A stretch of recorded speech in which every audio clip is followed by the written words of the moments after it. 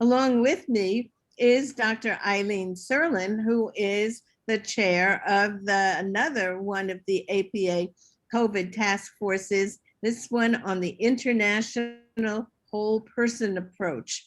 And we're talking every Thursday from 12 to 1 here on Facebook Live, as well as on Instagram, and videos are able to be seen during the week as well, and sometimes even more than that. And some of them are even being put on YouTube at this point. So we're very excited to have wonderful presentations from people all over the world. We're all mental health professionals of one sort or another, and we are all working on trying to help other mental health professionals and other people just dealing with the COVID pandemic that we have been forced to live with around the world for the past, it's about a year now that many of us have been living this way. Many of us have gotten vaccinated, and we're beginning to maybe see an outdoors a little bit next week. I'll tell you later more about it, but we're going to talk about getting the vaccine from those of us who have gotten it and those of us who are still thinking about it. With that, let me show who's on our Zoom call right now so you can see where we come from. We have Dr. Marilyn Safer, who is here from Israel, from Haifa, Israel, and we have Dr. Eleanor Pardes, who is also here from Israel. We have Brittany, who has been our host today. We have Dr. Patricia Villavicencio, who just flew right in from Madrid, Spain, working. People who are outside, we're 12 to 1 Eastern time, but in Madrid, she's at the end of her day, just coming back from working in the hospital. And in Israel, we say good evening because it's evening there. I also see Eric Pepper, who is on with us from the Bay Area, and Dr. Giselle Gaviria, who is here from Fort Lauderdale. And we have a newcomer, Dr. Brandy Diaz, who is here from Fort Lauderdale, Florida, along with Giselle and myself from Fort Lauderdale. So we are around the world, and we never know who jumps on. We have people who can jump on from Africa, from Asia. So we're excited that this has become such a useful group for people who are dealing with helping heal from this COVID pandemic.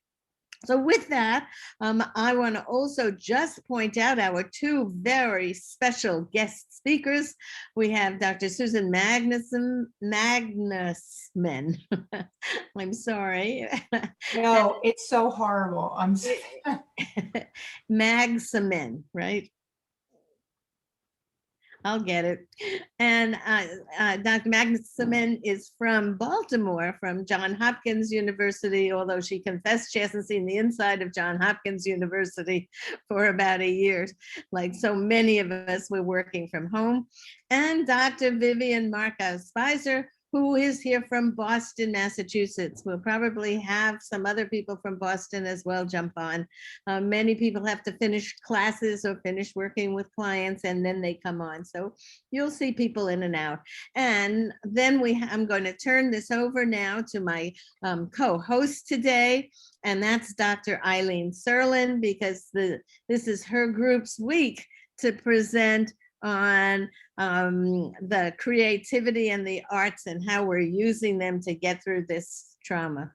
So Dr. Serlin, take it away from San Francisco. I was just going to say I'm from San Francisco.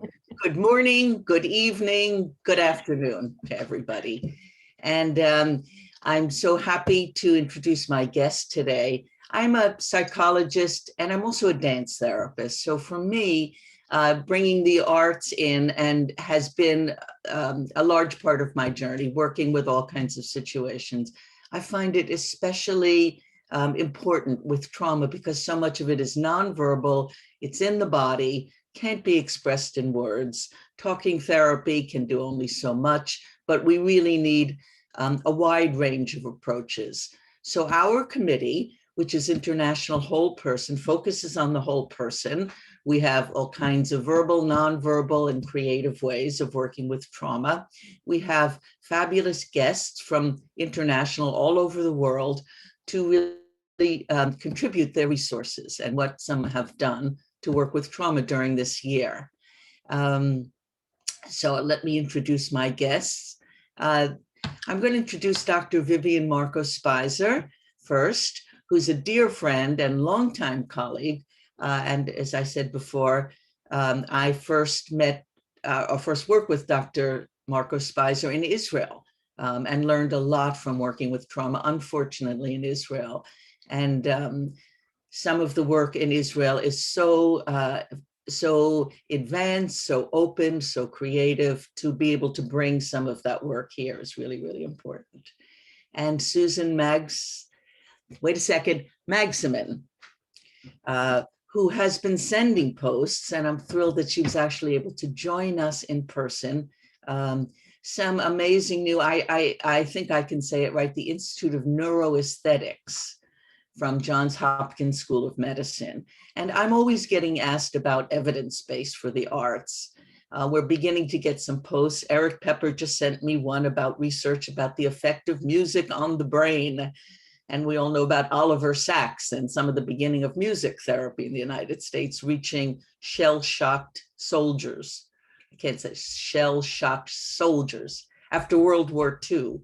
And so was the beginning of music therapy in the United States. So these approaches have continued to grow professionally. There are organizations, associations. You can find creative arts therapy associations online. You can find the individual art, music, dance, poetry online. You can find expressive therapies, which is a holistic way of working with all the arts, etc. So they've grown as professions. And we have some of the representatives here today. Without further ado, I'm going to turn it over to Susan Magsamen for her presentation today. Great, thank you so much. I'm really, really excited to be here. I've met some of you in other formats, and it's really great to be able to talk and have a conversation today. I put a couple slides together just because I thought it might be interesting to share some aspects of the work that we do. Just to level set a little bit, my work at Johns Hopkins is we're in the School of Medicine, and we initially started as something called the Arts and Mind Lab and have grown over the last several years to be a center for applied neuroaesthetics. And what that really means is we pull back, and we've been looking at it from an interdisciplinary perch, how the arts change our brains, bodies, and behavior, and how that knowledge that is just continuing to accumulate. We know a lot, we don't know everything. There's lots more to do and to know, but over time, thinking more deeply about if we could better understand some of the mechanisms and some of the ways that the arts work, would that help to inform practice? But would it also help to build the field for more sustainable policy and funding and other ways to think about intervention? So our work is incredibly messy. It crosses the entire university, multiple schools, from nursing and public health to arts and sciences, medicine, cognitive neuroscience, education. And we like it that way because we think that's where the action is, where we can really bring together a lot of this thinking. And as we've heard today, there are a lot of different types of artists, and artists have always been there first, right? Artists always understood intuitively this incredible body experience of any kind of art or aesthetic engagement. And so science in its very, I think, humble way is just trying to catch up and maybe add some new knowledge that can help all of us together. And so it's very bi-directional. So I'm going to pull up some slides to share a little bit of what I'm talking about. And I'm going to move through them pretty quickly. I just wanted to give you some of the stuff that I've been thinking about as we have been trying to use these art experiences to really address trauma and around COVID, but also looking at trauma related to social justice and health equity. And I don't think that, I think there's such a bleed between COVID trauma and health equity. And so I'll just share some of this, and then I'm looking forward to having a conversation. So let me see if I can pull this up. Okay, can you see that? Yeah, okay, good. All right, so anyway, just a kind of a quick, this big thing, neuroaesthetics. I just wanted to just level set to say that, the way we think about it is exploring the impact of sensory experiences in the world around us on our brain and behavior. And so we look at all arts. We are totally agnostic in the field. And I think while there's been a lot of research around music, in some ways it's a little easier to get at from a neurobiological point of view. All of the arts do different things, and they use different systems, different mechanisms, and they use many systems simultaneously. So, and as you all know, you can really have quite a multimodal approach to how different types of arts that you might use. We right now are developing recharge rooms at Hopkins for frontline workers. And we're really using all of these aesthetic sensory experiences through the lens of biophilia and other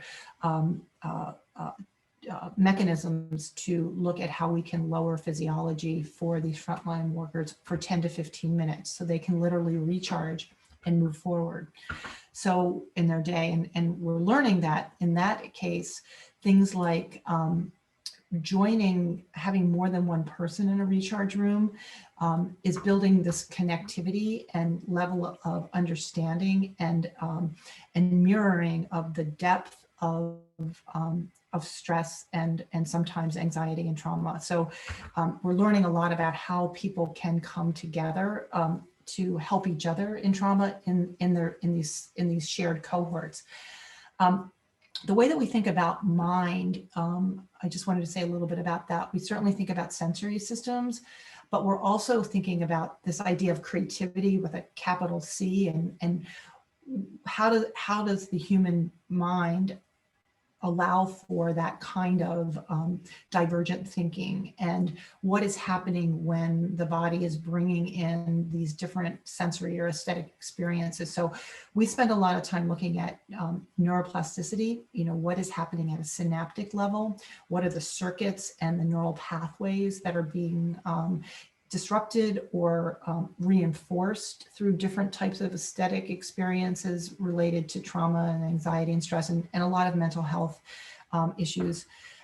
We also look at embodied cognition and how the body is feeling, and then how it's interpreting those feelings into emotion. And those feelings are wide ranging. Reward systems tie into that around things like motivation and pleasure, and then also looking at the default mode network. What is that internal dialogue that's happening with each of us that is built through conditioning and life experience and even genetics. And so all that to say that those things together have an impact on our health, well-being, and learning. And you may know this model, but I'm sharing it just in the interest of wanting to just explain when we talk about arts and aesthetic experience, it really is a profound experience. So it's not the everyday. There's lights and there's, you see something and, you go through your day, everything's aesthetic, right? But these deep experiences that are a combination of knowledge and meaning, so this idea of expertise or context that I mentioned earlier, the sensory experiences that you would have, how your motor systems incorporate, how perception is built, and then the emotional response to that stimuli. So most aesthetic, all deep aesthetic experiences tap into all three of these things, and they do it in memorable ways that we often can feel have changed us. So you can think about a concert or a beautiful sunrise or dancing or even singing with a baby, and the way that, you know, oxytocin is being through lullaby is being released, or other neurotransmitters like serotonin or dopamine. And so in that heightened, I was going to use the word hedonistic, but in that very deep emotional experience, through the arts and aesthetic experience, we are changed. And that can change behavior. It definitely changes biology, but it opens us up to being able to look at things like, to address the things that are happening to us and to change the outcomes, and especially around mental health and trauma. We're seeing that.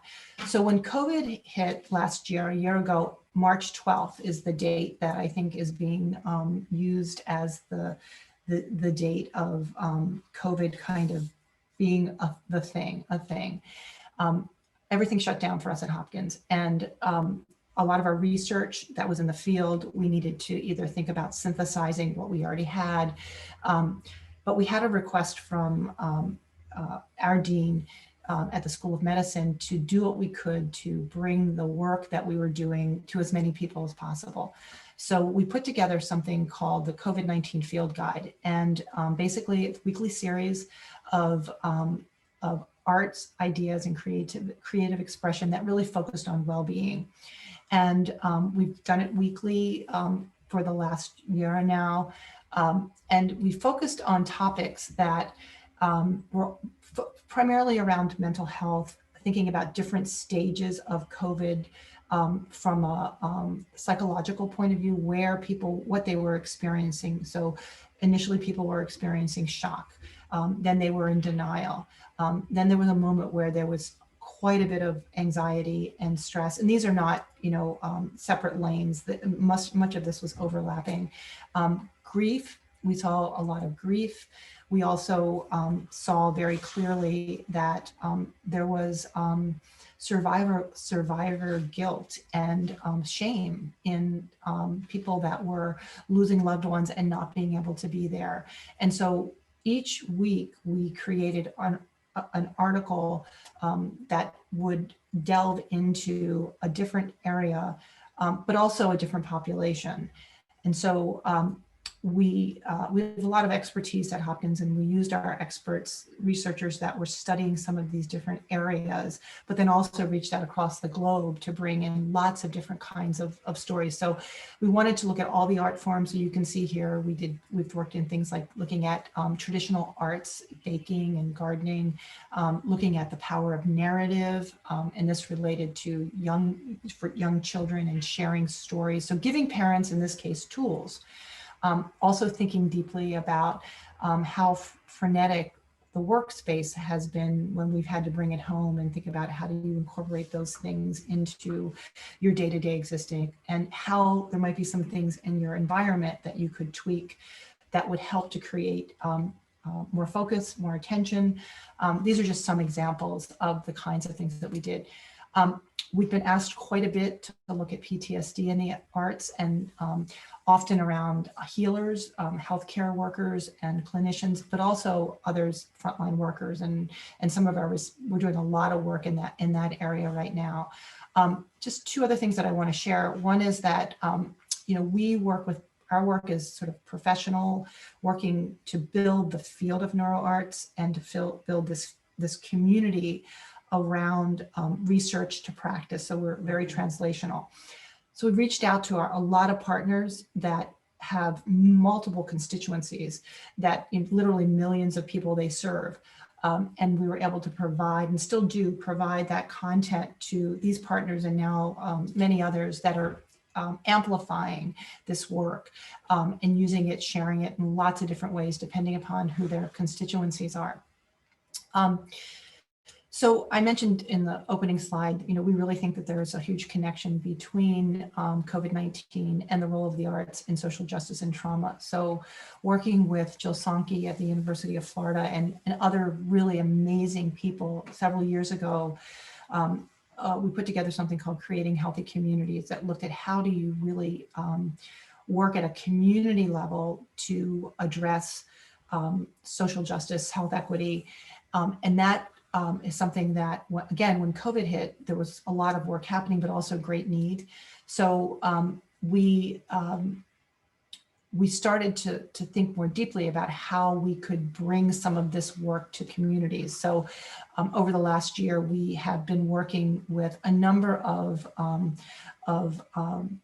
Black and Brown artists and influencers to share their stories that we've also been sharing with a broader group that are artists that are doing amazing things, whether it's spoken word or thinking about mural work that's happening in communities to really lift up how you think about systemic community change through the lens of the arts. And that's brought us to working with the World Bank, who now really is very focused on the role of arts and culture for identity, a sense of belonging, and community around health equity and community development. So let me stop there. I think, I'd love to really have a conversation about some of the things that you're thinking about too, and turn it back over to the group.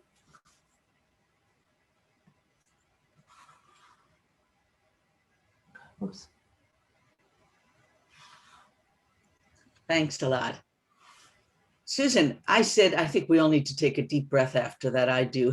So much information, and thank you for speaking so quickly to try to get it all in. I know we're all limited to 10 minutes, by the way, everybody. So we really do want to encourage time for conversation. Susan, we already had one request for the slides. So maybe put in the chat anybody who we can share these slides after, so you can take your time and really digest some of this information. Extraordinary outreach that this group is doing. So thanks so much. Dr. Vivian Marcos Spicer, are you ready to do the next presentation? Sure. So thank you so much, Susan, for giving us the macro level of all of the work that you and your colleagues are doing. I'm going to take it down to the micro level, and I'll share a little bit about my personal experience, both with COVID and in doing this kind of work.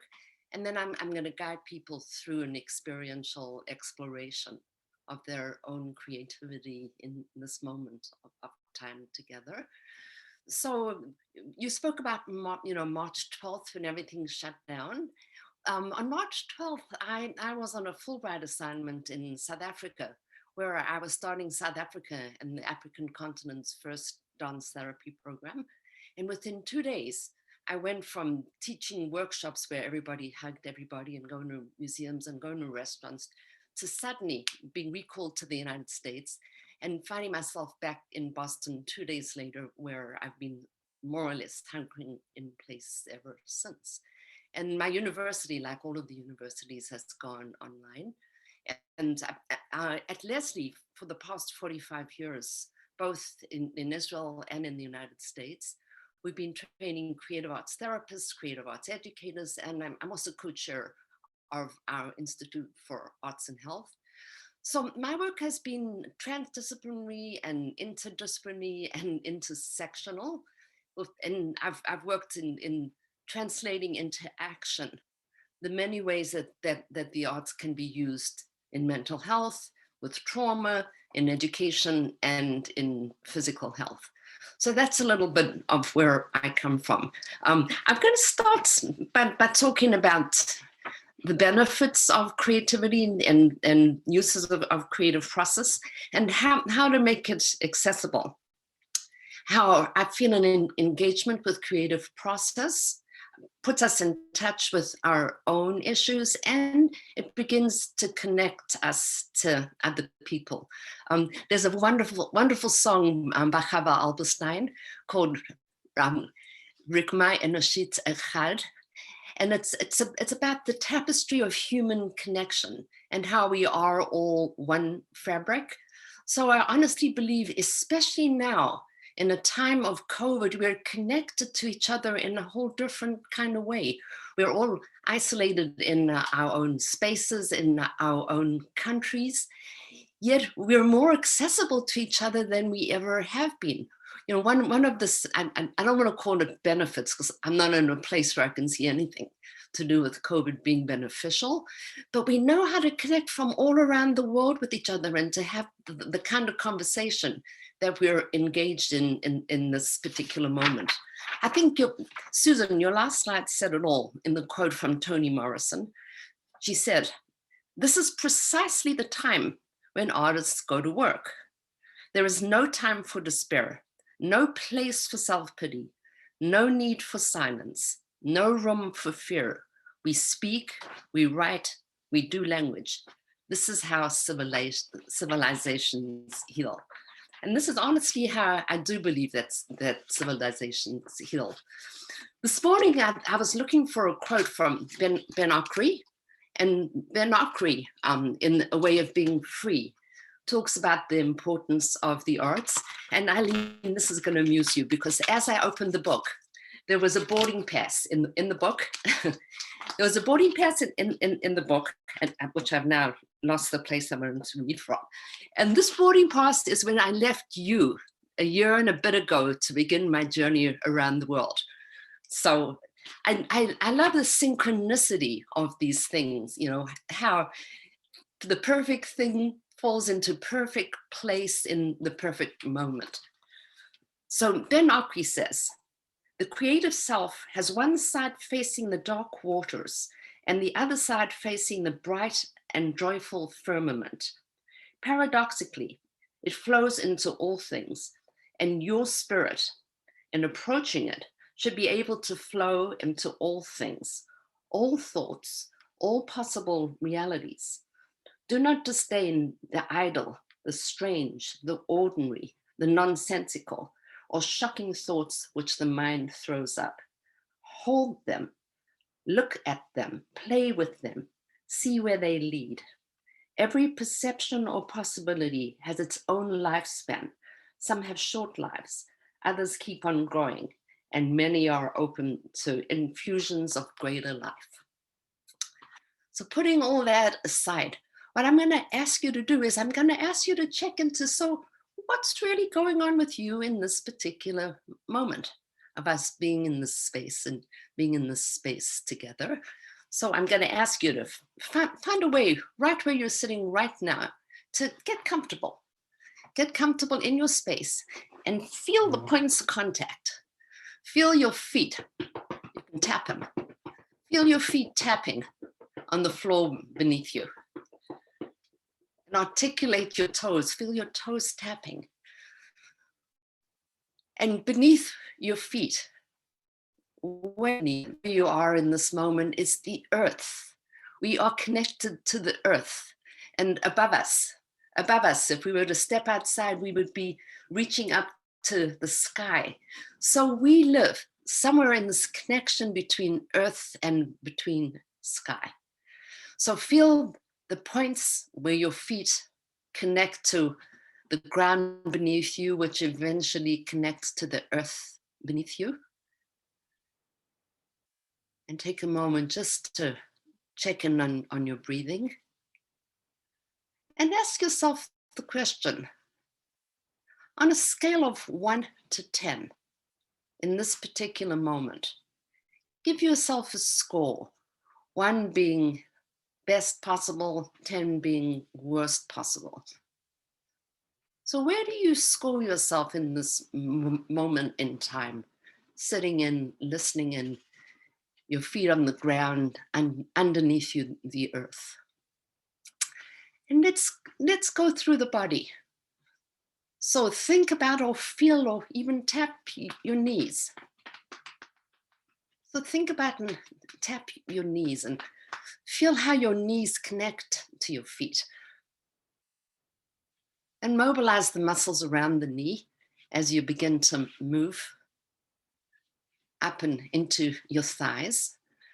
And feel the point of contact underneath your thighs to the chair you're sitting in. Feel that point of contact, and then relax your back into the chair behind you if you have a chair behind you. And feel that point of contact as you move up through your hips. You can hold them. You can tap them. And let's begin to move up into the area of the rib cage. And if you want to, you can hold or tap that area as well. And moving on up, as you come into the region of the heart, if you want to, you can put a hand over your heart and tap your heart and see if you can find a rhythm that feels comforting to you. And if you want to, you can put your second hand on top of your first hand and see if you can connect to a rhythm that feels comfortable to you.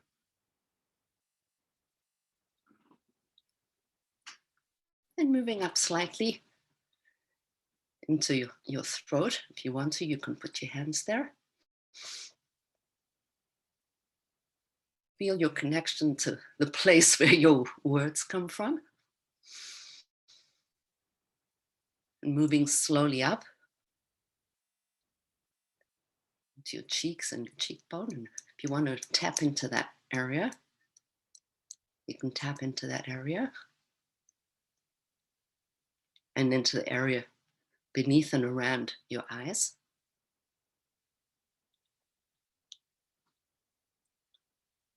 Moving into the area of your third eye. And if you want to, you can tap into that area. And into the top of your head, into the area of your crown. And find the rhythm, find the right kind of rhythm. And finally, stretch your arms up, stretch your arms and up to through the roof, through the roof of the ceiling you're looking at, to the sky that's there. And see if you can now involve your whole body, toes to head, head to toes, your whole body in continuous gesture of movement from earth to sky and back again to hands to heart.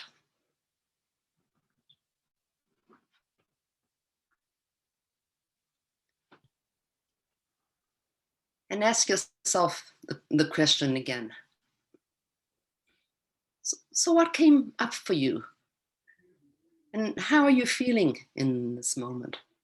On a score of 1 to 10, how would you rate yourself now?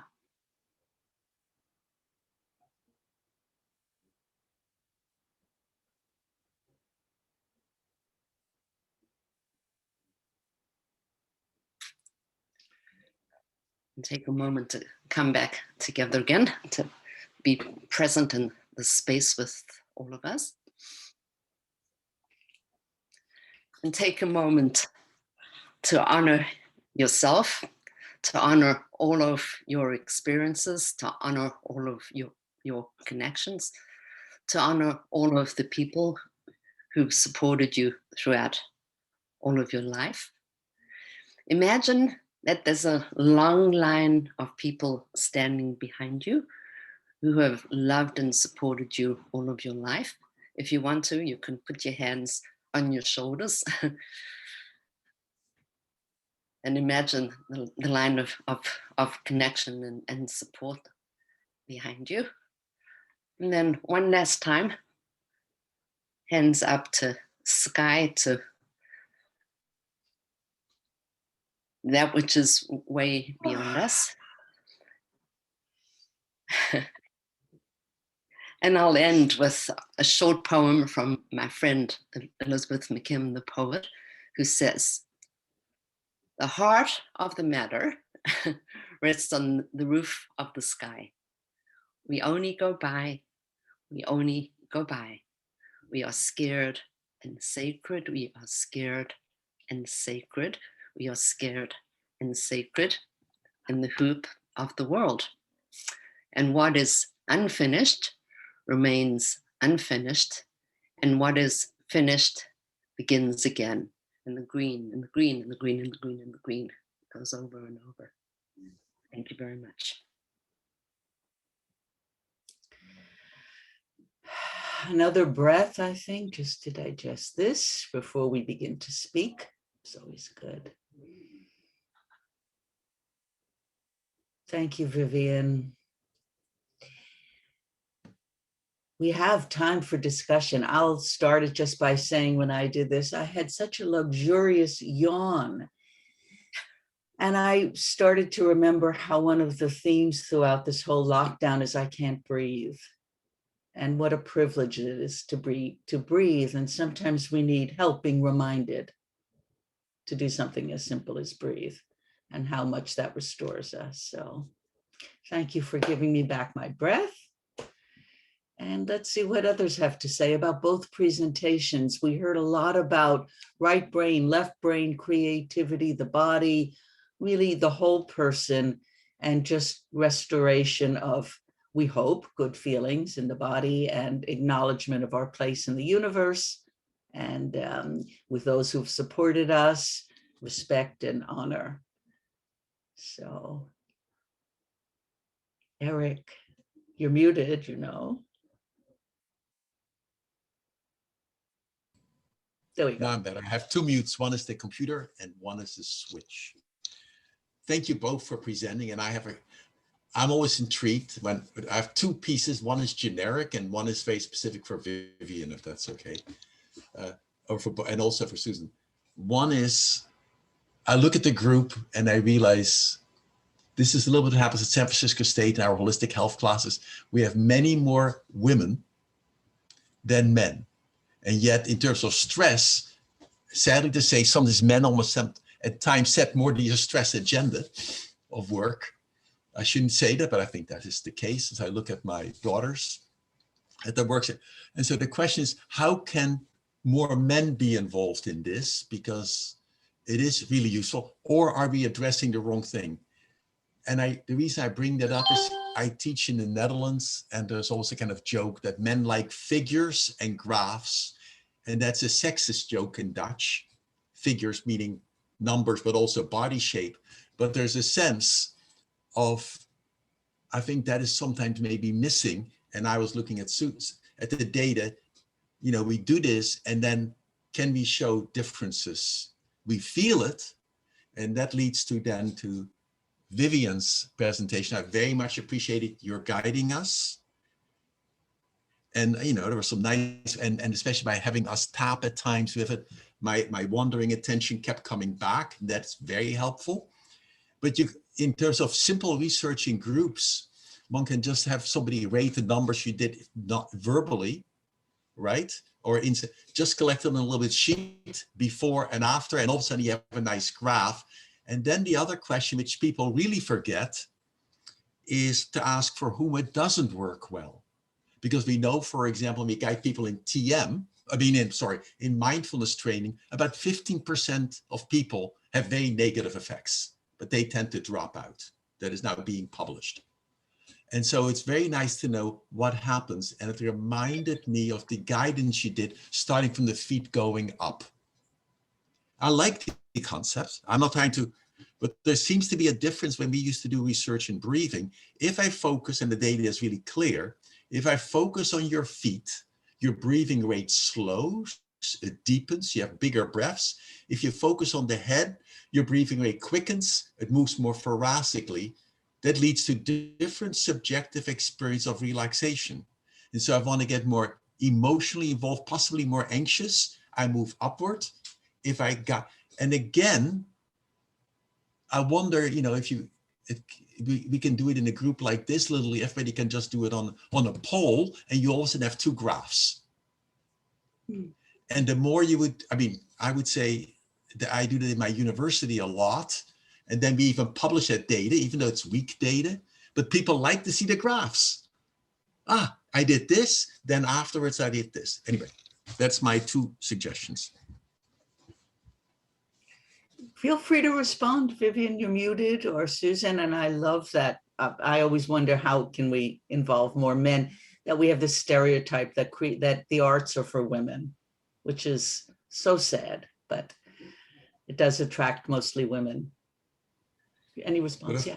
Yeah, and Eric, it's really interesting because I've done variations of this with large groups, and sometimes I've done it with large groups who are almost antagonistic to even looking at the relationship between arts and health, and it becomes really, really interesting.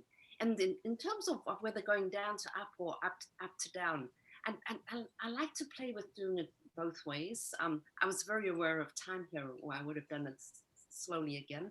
And then eventually, you know, getting people up and beginning to involve the polyvagal nerve more.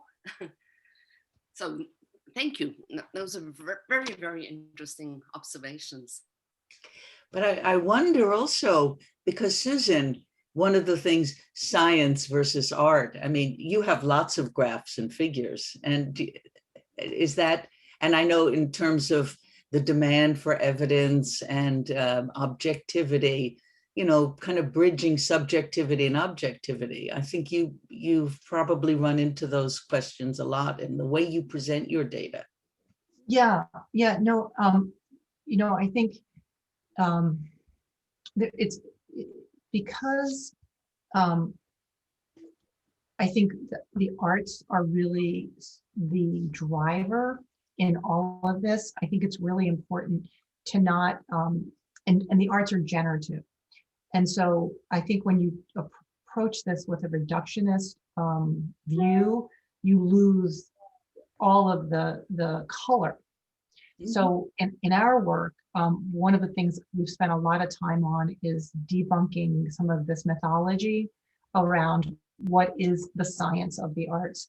And I would even argue that arts are data in and of themselves, the way that we look at materials, the way that we talk with around story. So I think we need to broaden our definition of what science of the arts means, and we are. I mean, I think, and that's because there is becoming an ecosystem of lots of different kinds of people coming together and saying, you know, how do we get away from the duality? It's this or that, and how do we create a new paradigm and a new structural way of thinking about this? So I feel like we're at a nexus where, because the arts are so vital and because the invisible is being made visible, in some ways because of COVID, right? I'm sure we all know people who might have thought that some of the things we're talking about are really woo-woo. Now we're doing them in some way, right? They're getting up and moving. They're cooking in the kitchen in ways. They started knitting. They you know, are doing qigong. You know, when you were doing the tapping, it reminded me of acupressure and also some of the qigong and energy work that I know people are gravitating to in a very spiritual way. So I think the science is going to get in this domain needs to be more rigorous in the sense that we need to know what are we studying and how we're studying it and what does that really mean. But it also needs to be open to new ways of defining this. And so things like taxonomies are important. Search terms are important. Agreements around principles of what we mean when we're looking at different mechanisms or other things. And just being open to new ideas that come from everywhere. To address, Eric, your point about gender, it's so true. And I also think that the more we open this up and have role models and ambassadors, men that are saying, I do this and this is really important. And those ambassadors can come from lots of different places. There's one program that you all maybe know about already called Creative Forces. And it's a military program. It's with veterans and military. And these guys, you know, they're tough and they are using mixed methods, arts, to look at PTSD and traumatic brain injury. And I think it's not all guys, but it's a lot of guys. And I feel like across a lot of different culture. I think lifting that up is really important to show that, it matters and it makes them better soldiers. It makes them better people. It makes them better family members. And I feel like they give a license to say it's okay to do this. It's part of the human experience. So yeah. May I just add one thing before I know, and then Patricia, which is just unfortunately sort of a political component. I remember I was leading support groups for women with breast cancer at the California Pacific Medical Center. And we were using David Spiegel's model, who had done support groups for women. And at that point, it was very shocking. His discovery was that the women in the support groups were living longer than the women in the control groups. And then that was repeated over and over, and some said, well, they're not actually living longer, but it's actually better quality of life they get from this. But the question was, what insurance companies are going to fund better quality of life? They tend to look at symptom reduction as their guidelines. So the question when you do research is, who's asking for the research? And how does that determine what you're looking for? Because so much of what we do with the arts is really about quality of life or relationships, and who cares? So that political dimension, I think, has been affecting a lot of how we're trying to sort of measure impact of this. Eric, just check, because Patricia and then Eric. And many people. Great, lots of conversation. Go ahead, Patricia. Thank you so much, both of you, for your presentations. And I am really excited regarding neuroscience and the arts.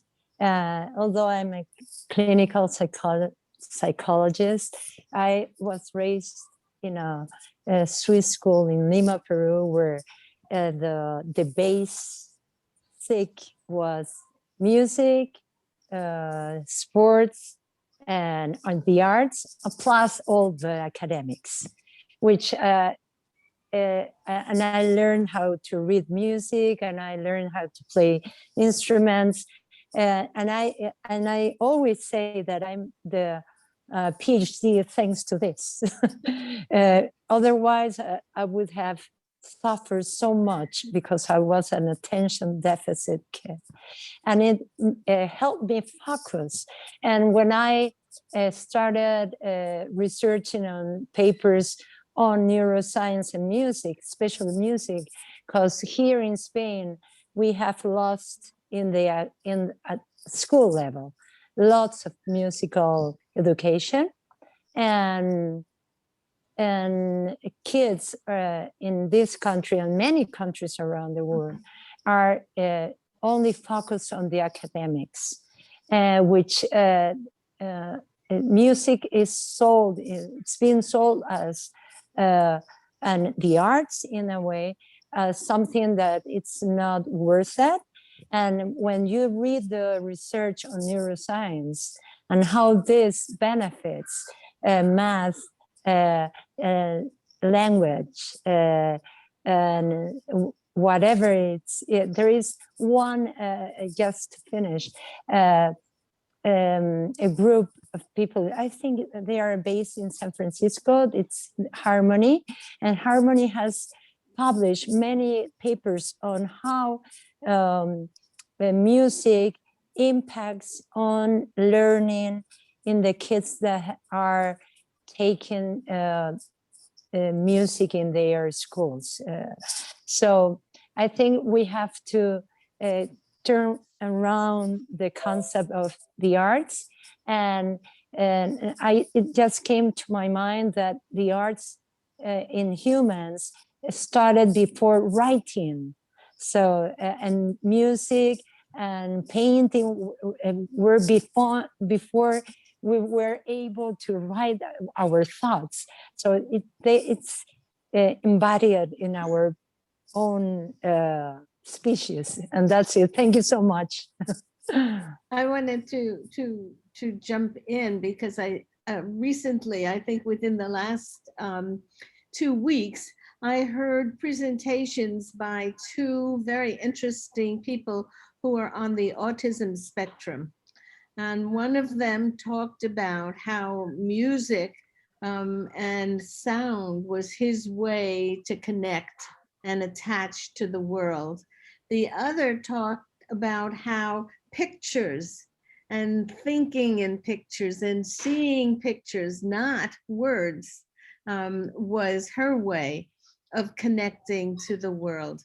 And so I think the neuroscience piece is really so important to make sure that we as mental health workers and supposedly rigorous scientists get trained to understand that arts are very important ways of connecting as well, that there's science behind it. And I'm not quite sure how we do that because there's still a lot of resistance.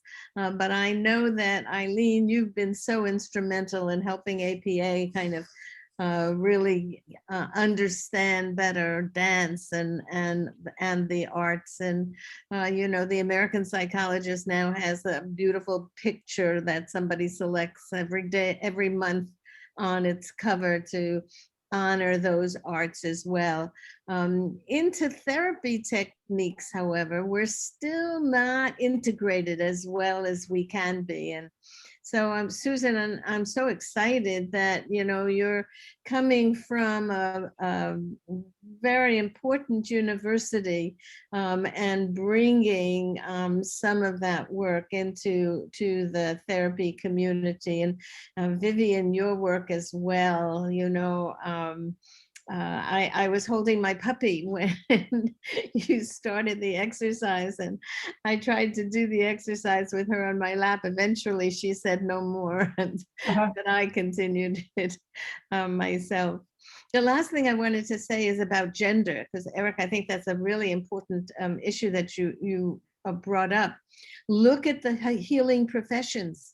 We are so dominated by women.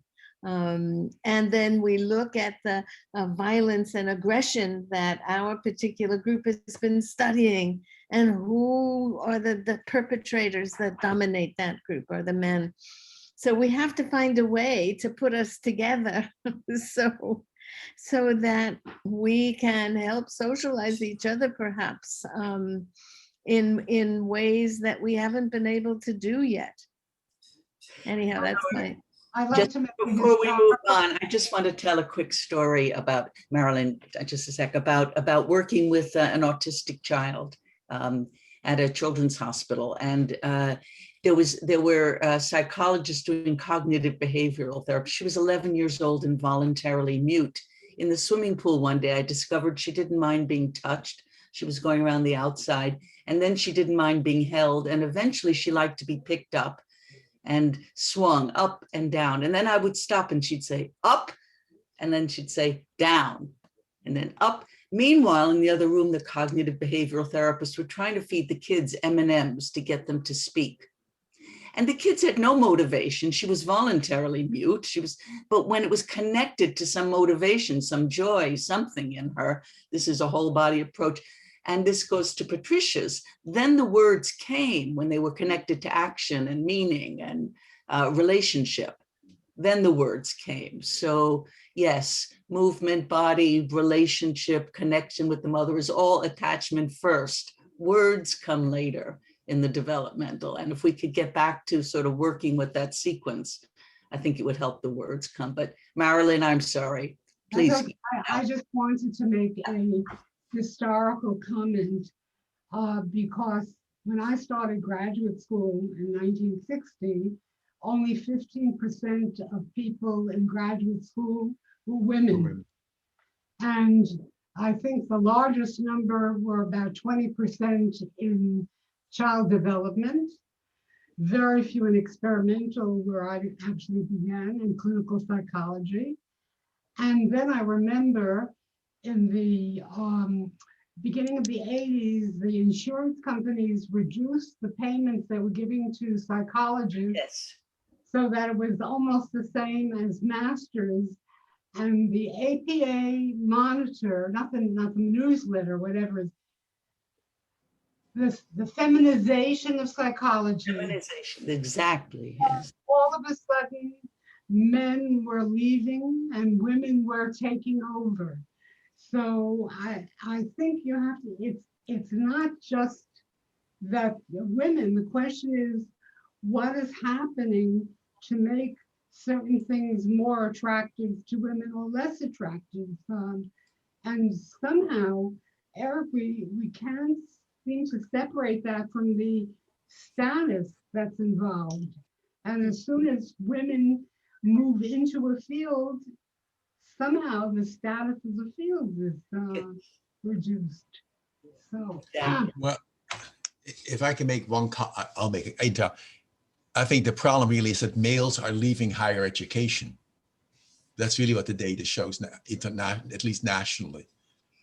That fewer proportionally makes a difference almost which fields. I mean, yes, there are true still, computer science still tends to be more science, but although it used to be at one time be mainly women who were coders, and it, when the computers first started, then money was obviously an issue or status. But it's clear that men are not competing in the same way in our traditional academic settings. Eric, they're leaving medicine as well. Women are beginning to dominate medical school. Yes, and I'm not sure totally if it's because women are dominating or that that we don't account for the male learning strategy. I think I'm a biologist, so I think men and women are different. Sorry, and they may need different. We're genetic. I know it's a continuum, possibly, but the structures may need to. One needs to have a different appeal. That's the humor I said when I started.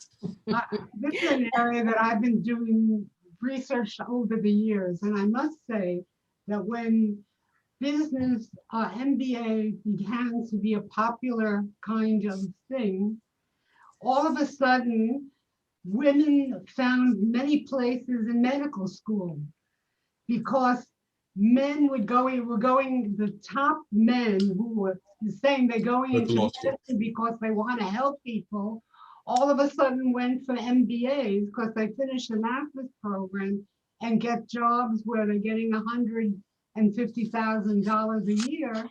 And the poor physician might make that money eventually, but it takes 15 or 20 years to get there. So I'm sorry that we have to cut off this discussion because I think we could keep going for a while on it. And I think one of the issues is that this is it's multi-determined. It isn't determined by just one factor as to who goes into the professions. And I think we should schedule a whole session on talking about it because there's a lot of data that we can bring, and we're going to try to get more men, not just Eric, because he shouldn't have to defend the whole male, the whole male gender. Although I think you're doing a fine job, Eric. Oh, thank you. Let me just say that the research also that the creative arts can be tailored also when we use them, for instance, outdoors in our workshops. We do the creative for preventing burnout. So there are different ways that we tap into resources in a creative way, especially over Zoom, and it works. I think that it's done in Trent, in Duke University, in Trent Center, in other places too. And I really want to thank you for those inspiring presentations, which really deserve more attention. Thank you for putting it together, Eileen Serlin. Thank you, Susan and Vivian, for joining us, and for everybody here. Next week, we're going to talk about the COVID vaccine. We are going to I'm going to do some presentation on some of the data that are coming out. The scientific data and now we have a new, we have had the Moderna and the Pfizer varieties, but now we have a new one coming out from Johnson & Johnson by next week. I suspect it's going to be approved. It's just right now, the word is it's in the hands of those who do the approvals, and they're about to launch it. A very different way of doing vaccinations, and a little bit of a different, well, we'll talk about the science behind it as well. Anybody else who would like to be a participant, we'd like to have a robust discussion about should you get a vaccine, shouldn't you get a vaccine? What if you want to become pregnant? Is that safe for that? What if you have allergies? We know one of our people, regular, has very severe allergies. Some people have actually had serious immunological difficulties. So we're going to try to get into all these different kinds of things. And then, of course, we have anti-vaxxers. I don't know that anybody in our group has admitted or have been outed as an anti-vaxxer, but if anybody knows one, we should bring them on and let's get the debate going. We're going to deliberate. We're not going to come to any kind of conclusions, but we're going to put the facts out there so people can make an informed decision. So with that, I'm going to say thank you again to everybody. And we're going to be live, we won't be live, but our presentations are going to be on the two Facebook sites. One of them is the COVID IPV site. The other one is the interpersonal whole person site. So check it out. If you want to hear this again, it's well worth it. Thank you again. Have a wonderful week. Lenore, Thank could you by you. chance give me your email? It's